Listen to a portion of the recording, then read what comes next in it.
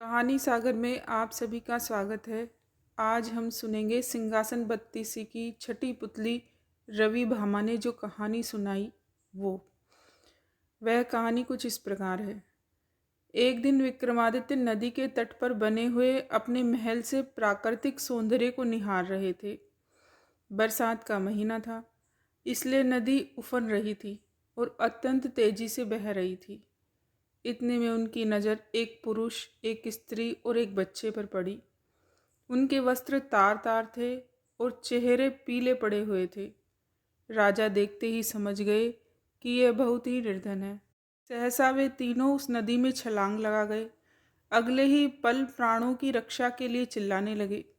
विक्रमादित्य ने बिना एक पल गंवाए नदी में उनकी रक्षा के लिए छलांग लगा दी।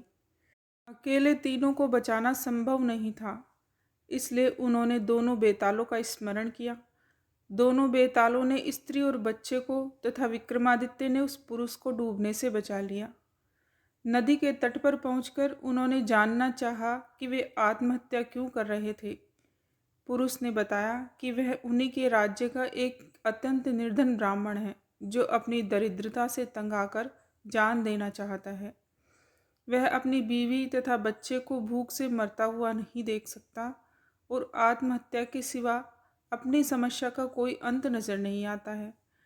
इस राज्य के लोग इतने आत्मनिर्भर है कि सारा काम खुद ही करते हैं, इसलिए उसे कोई रोजगार भी नहीं देता। विक्रमादित्य ने ब्राह्मण से कहा कि वह उनके अतिथिशाला में जब तक चाहे अपने परिवार के साथ रह सकता है तथा उसकी हर जरूरत पूरी की जाएगी। ब्राह्मण ने कहा कि रहने में तो कोई हर्ज नहीं है, लेकिन उसे डर है कि कुछ समय बाद अतिथिपन में कमी आ जाएगी और उसे अपमानित होकर जाना पड़ेगा। विक्रम ने उसे विश्वास दिलाया कि ऐसी कोई बात नहीं होगी और उसे भगवान समझकर उसके साथ हमेशा अच्छा बर्ताव किया जाएगा।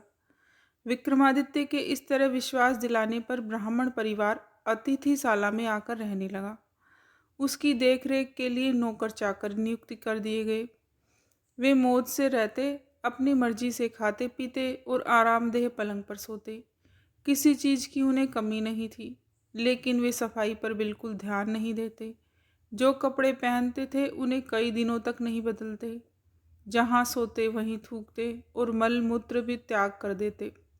चारों तरफ गंदगी ही गंदगी फैली रहती। दुर्गंध के मारे उनके स्थान पर एक पल भी ठहरा नहीं जा सकता था। नौकर चाकर कुछ दिनों तक तो धीरज से सब कुछ सहते रहे, लेकिन कब तक ऐसा चलता। राजा के कोप की भी उन्हें परवाह नहीं थी और वो भाग खड़े हुए। राजा ने कई अन्य नौकर भेजे, पर सबके सब एक जैसे ही निकले। सबके लिए यह काम असंभव हो गया।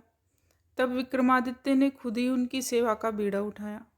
उठते बैठते सोते जागते वे ब्राह्मण परिवार की हर इच्छा पूरी करते। दुर्गंध के मारे उनका माथा फटा जाता, फिर भी वे कभी अपशब्द नहीं कहते तथा गलत व्यवहार नहीं करते थे। उनके कहने पर विक्रमादित्य उनके पांव भी दबाते। ब्राह्मण परिवार ने हर संभव प्रयत्न किया कि विक्रमादित्य उनके आतिथ्य से तंग आकर अतिथि सत्कार भूल जाए और अभद्रता से पेश आए, मगर उनकी कोशिश असफल रही।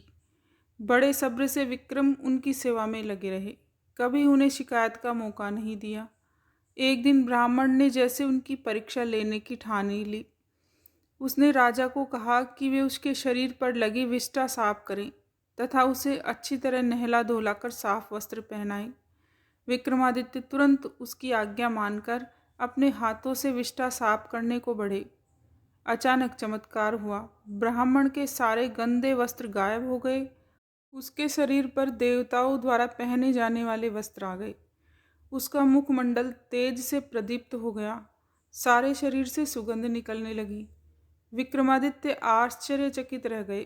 तभी वह ब्राह्मण बोला कि दरअसल वह वरुण देवता हैं। वरुण देव ने उनकी परीक्षा लेने के लिए यह रूप धारण किया था। विक्रम के अतिथि सत्कार की प्रशंसा सुनकर वे सपरिवार यहाँ आए थे। जैसा उन्होंने सुना था वैसा ही उन्होंने पाया।